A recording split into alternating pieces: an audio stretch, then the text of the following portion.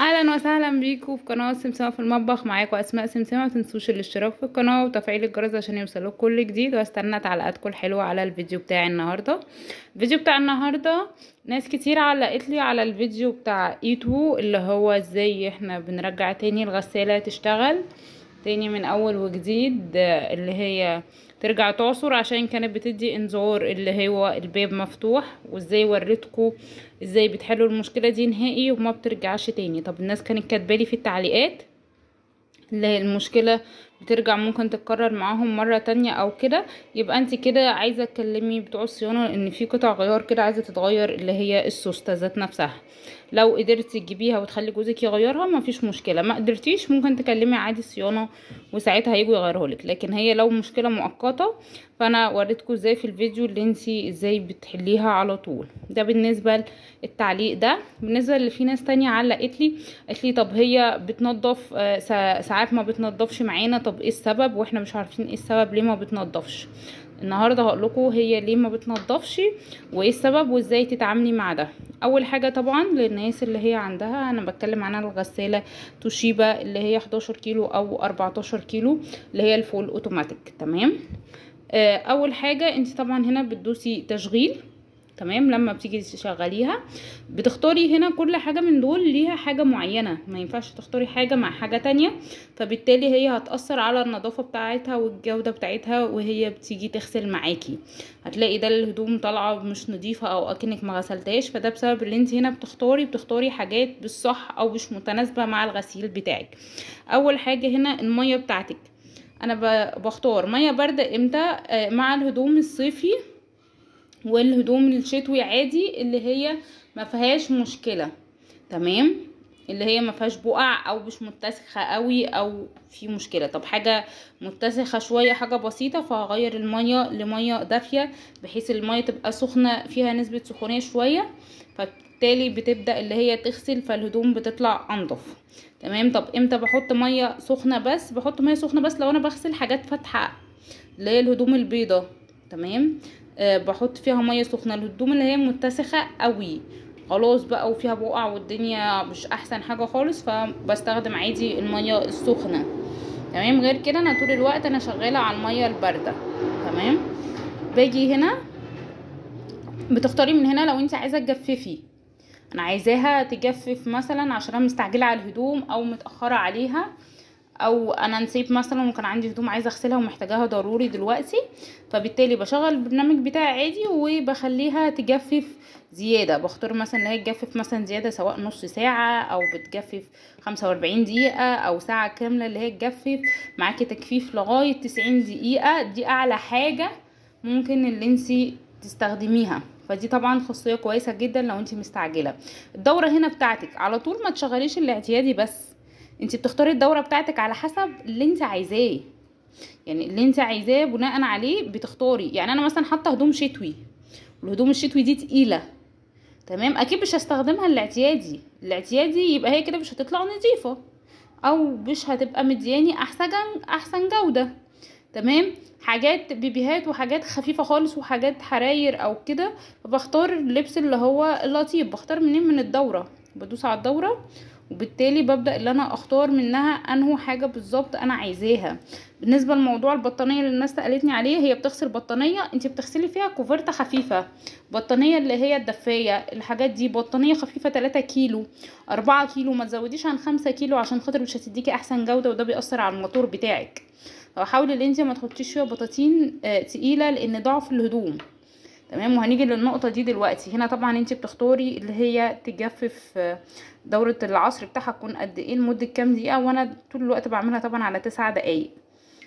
تمام. بعملها على دقيقة 5 دقايق لو انا بغسل الحاجات اللي هي الفوط اللي هي بتاعة المطبخ او الحاجات الخفيفة دي.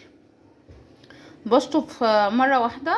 لو انتي حاطة يعني عايزة تشوفي كذا مرة عادية ومرة بدوني فهتختاري مرتين. بالنسبة للغسيل الحاجات الخفيفة انا بغسلها على 4 دقايق. تمام. طب الحاجات عايزة غسيل كذا مرة وعايزة تنضف وكده فبتزودي طبعا 8 دقايق او 12 دقيقة، فانا بستخدم 12 دقيقة.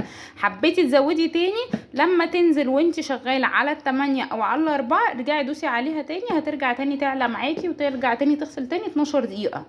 لان في ناس كانت كاتبالي في الكومنتات هي ما بتزودش عن ال 12 دقيقه. لا، انت بتقدري تزوديها تاني ل 12 دقيقه ويخلصوا ترجعي تزوديها تاني 12 دقيقه، كل ده في دوره واحده.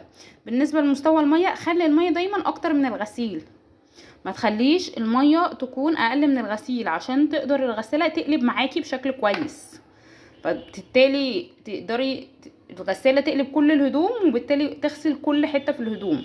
حطيتي غسيل كتير وميه قليله، الهدوم مش هتعرف تتحرك جوه الغساله، فبالتالي انت مش هتعرفي والهدوم مش هتعرف تتغسل كويس. تمام. بالنسبه انت بتعملي ايه؟ الغساله الفول اوتوماتيك تمام ما بيتحطش فيها الهدوم الاول. لا، انت بترجعي تملي الغساله الاول. يعني بصوا انا ماليه اهو الغساله اهو، المستوى اهو بتاع الميه. انا بملى الغساله الاول، ببدا بعد كده احط المسحوق بتاعي. انا بستخدم اللي هو الجل، ده بيكون افضل بالنسبه لي. ممكن تحطي معاه عادي اللي هو التاني اللي هو البودر، بس البودر بيسيب اثار في الهدوم. يعني انا بصراحه بحب الجل. تمام. انا بستخدم يا اوكسي تايد او اريال. انا عندي حاليا تايد. تمام. هما كلهم كويسين.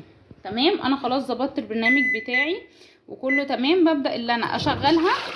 بصوا بديها الاول يعني حوالي دقيقه واحده بس كده، المسحوق اللي انا حطيته يقلب مع الهدوم. او لو انت مش حابه تديها دقيقه فبوقف وبعمل بايديا كده، برغي المسحوق اللي انا حطيته ايا كان ايه هو، حتى لو بودر. تمام. يكون كله اختلط بالميه عشان اتاكد ان الهدوم اللي انا هحطها فيما بعد كلها وصل لها نفس كميه الرابسو او الصابون او الاريال او التايد، ايا كان ايه المسحوق اللي انت حطاه كله في الهدوم. تمام. بصوا اهو كله اهو اختلط كله تمام. بشغل تبدا اللي هي تقلب. ببدا بعد كده انزل بالهدوم اللي انا عايزه اغسلها. اكنك شفتي الغساله اللي هي العاديه بتاعت امهاتنا زمان. ببدا اللي انا عايزه احط الهدوم بتاعتي اهو وانزلها، ما فيهاش مشكله خالص. تمام. بالنسبه لي ببدا اللي انا احط اهو الهدوم. تمام. بحط الهدوم ازاي؟ بحط الهدوم كده عادي. طيب انا دلوقتي بقسمها لهدوم مع بعض، بقسم كل حاجه في الهدوم مع بعضها. يعني الفوط كلها تتغسل مع بعضها، الملايات كلها مع بعضها، هدوم الخروج اللي هي محتاجه حاجات بسيطه برضو بتبقى مع بعضها، الهدوم البيتي مع بعضها، الهدوم الداخليه بتبقى مع بعضها. ليه ده؟ اولا عشان خاطر البرنامج وانت بتظبطيه يبقى مظبوط على قد الهدوم، ما تبقيش حاطه خروج مع شتوي مع تقيل مع تلاقي الدنيا كلها تمام، حاجات نطفت وحاجات ما نطفتش. ليه؟ عشان انت حاطه كذا نوع مع بعضه، وظبطه البرنامج اللي هو يتناسب معاهم كلهم مره واحده. دي من ضمن الحاجات برضو بتخلي الغسيل ما يطلعش كويس.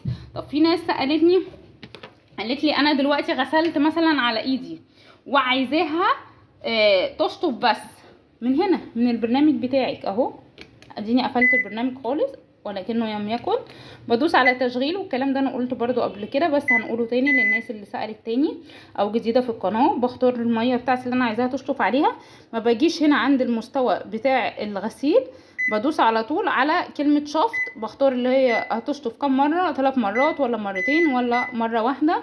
بختار هتجفف بعد كده قد ايه، لو عايزاها تجفف كمان زيادة بختار تجفيف زيادة وبدوس كده. فتبدأ اللي هي لو في مية في الهدوم هنا في الغسالة هتشفطها، وهتبدأ اللي هي تشطف تنزل كل الصابون. تمام. مفيش صابون في المية والحلة نضيفة وحاطة الهدوم انت غسلها على ايدك، هتلاقيها بدأت تنزل مية عادية صافية. تمام. هتشطف معاكي وعادي هتجفف بس. طب انا عايزاها تجفف بس، بدوس على تشغيل اهو، بعيد تاني. تمام. عادي لو اخترت هنا بارد او ايا كان ايه هو، وبدوس بقى مش على شطف، بدوس على دورة سريعة اهو 9 دقايق. وبختار هنا تجفيف لو انت عايزة تجفيف تاني برضو معاها ايا كان ايه عايزاه. تمام. وبدوس على تشغيل، فهتبدأ اللي هي تشفط كل المية اللي موجودة اللي هي بتاعة الشطف او المية اللي موجودة عموما في الغسيل اللي انت كنت غسلاه بره وعايزة تجففيه بس، وهتلاقيها شغالة معاكي دورة سريعة اللي هو تجفيف بس. اتمنى يكون الفيديو استفدتوا منه وفدتكم. اكتبوا لي في الكومنتات عايزين فيديوهات ايه تانية، عشان خاطر الفيديو ده كان الطلب مني وبناء عليه انا نزلته. كان معكم اسماء سمسمة من قناه سمسمة في المطبخ. ما تنسوناش في الاشتراك في القناه وتفعيل الجرس عشان يوصلك كل جديد، واستناكم ان شاء الله في الفيديو الجديد. باي باي.